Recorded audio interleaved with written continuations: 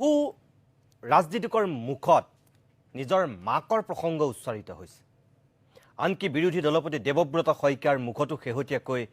নিজৰ মাতৃৰ প্ৰসংগ উচ্চাৰিত হ'ল। আমি যদি যোৱা কিছুদিনৰ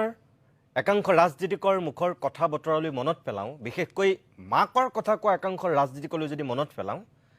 তেনেহ'লে আমি দেখিম যে কা আন্দোলনৰ সময়ত অসম গণ পৰিষদৰ সভাপতি অতুল বৰা ডাঙৰীয়াও আনকি মাতৃৰ প্ৰসংগ উচ্চাৰণ কৰিছিল। যেতিয়া ভাৰতীয় জনতা পাৰ্টিৰ লগত কা আন্দোলনৰ সন্দৰ্ভত অগপৰ নিজৰ নীতি আৰু স্থিতিৰ ক'ৰবাত অমিল হৈছিল, সেই সময়তেই আনকি সৰ্বানন্দ সোণোৱালৰ চৰকাৰৰ পৰা অসম গণ পৰিষদৰ মন্ত্ৰিত্ব ত্যাগ কৰি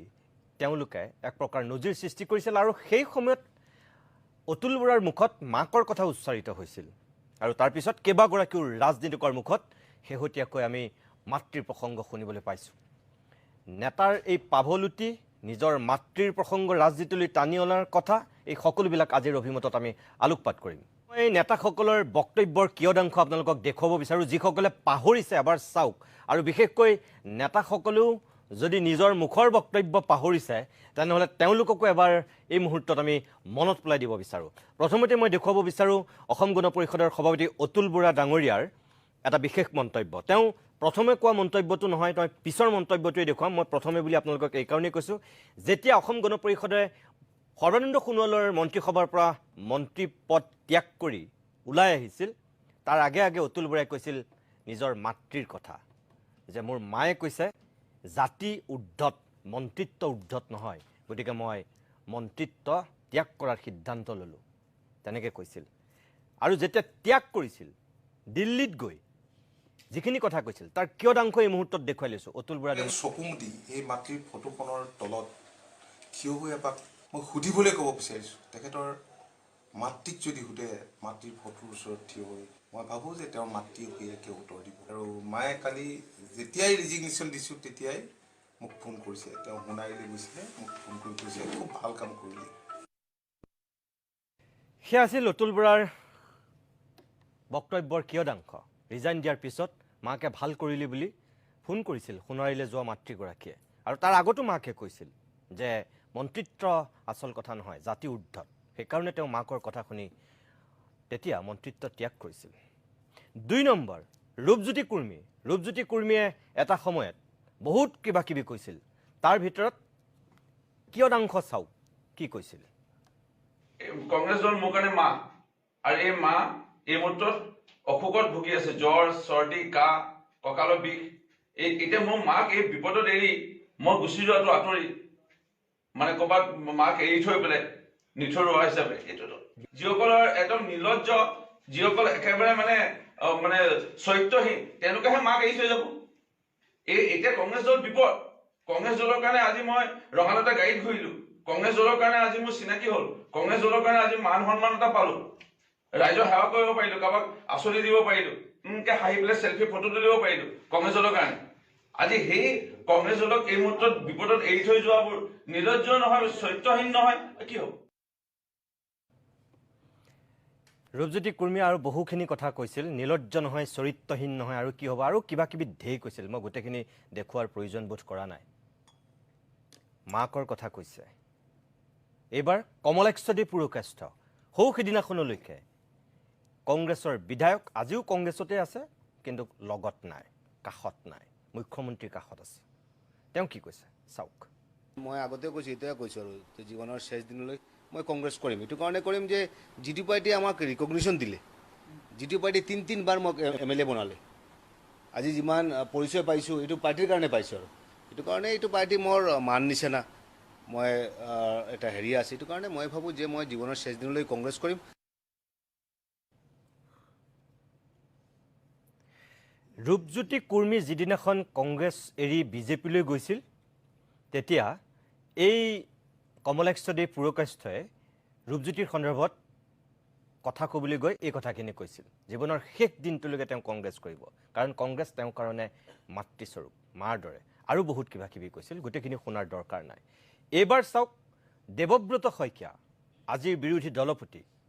দেৱব্ৰত শইকীয়াই কালিৰ দিনটোত মাকৰ প্ৰসংগত কি উল্লেখ কৰিছে চাওক। অন্য কথা এটা ক'ব নাই, মোৰ নিজৰ গ্যাৰাণ্টি দিব পাৰোঁ, মোৰ আজি পুৱা মায়ে ফোন কৰিছে মোক মাক মই মানে ৰাতিপুৱা ক'বলৈ নহ'ল এয়াৰপৰ্টত মই প্লেনত বহোঁতে মাক ফোনত যোগাযোগ হ'ল মায়ে কৈছে তই প্ৰয়োজন হ'লে অকলে থাকিবি একো মানে জাগা নহলাবি মইতো মা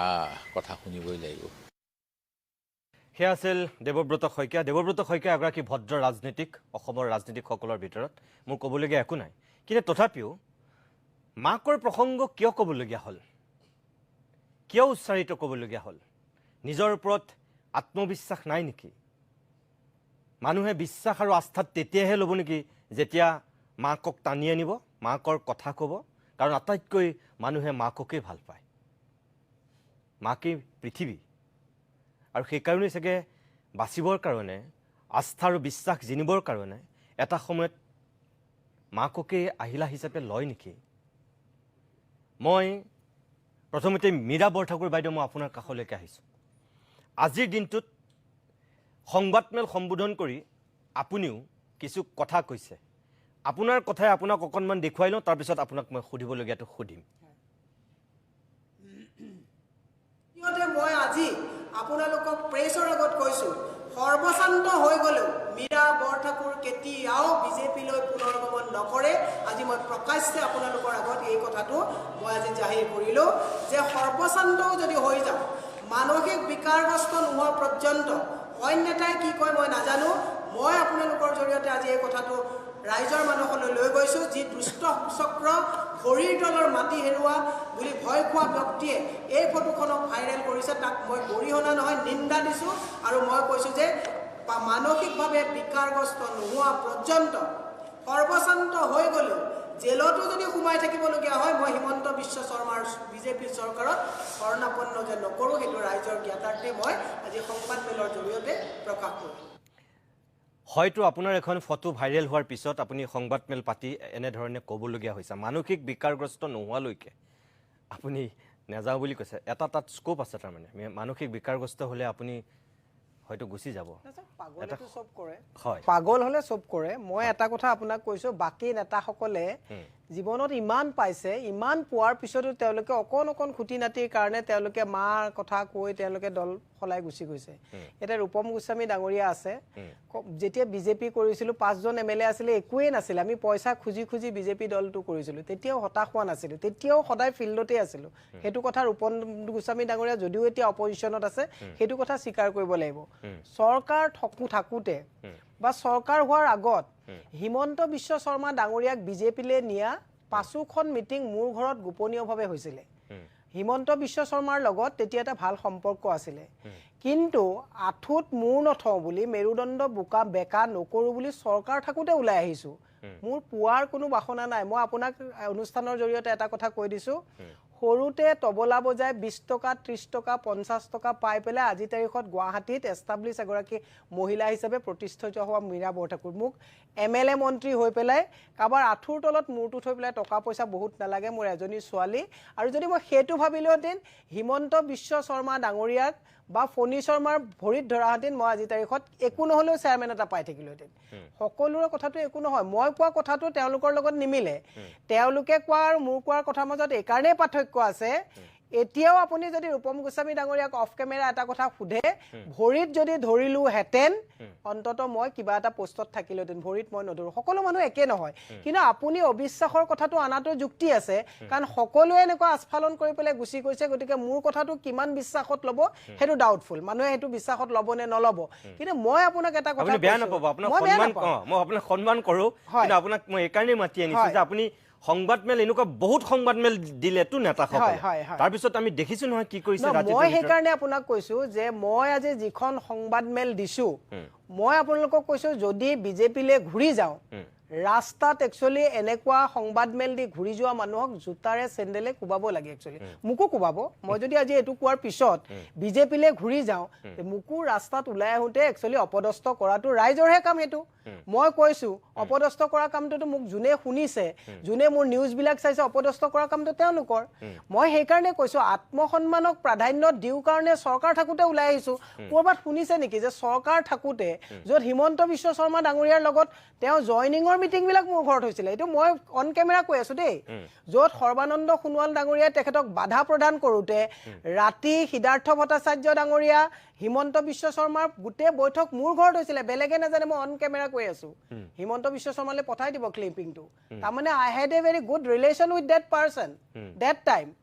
তাৰ পিছতো কিন্তু মই মোৰ যিটো সংঘাত চলি আছিলে সেই সংঘাতত আঁঠু নোলোৱাৰ কাৰণে আত্মসন্মানক প্ৰাধান্য দি ওলাই আহিছো নে নাহিছো হয় মোক হিমন্ত বিশ্ব শৰ্মাই কৈছিলে যে অলপ ফণী শৰ্মাৰ লগত আৰু বশিষ্ঠ পূজাৰ বৰুৱাৰ লগত তুমি বড়ো ডাউন হৈ দিলে মীৰা মই তোমাক পলিটিকেলি এডজাষ্ট কৰিব পাৰিম মই তেতিয়া কৈছিলো যে দাদা মই দ্য লাষ্ট পাৰ্চন যোনে সেল্ফ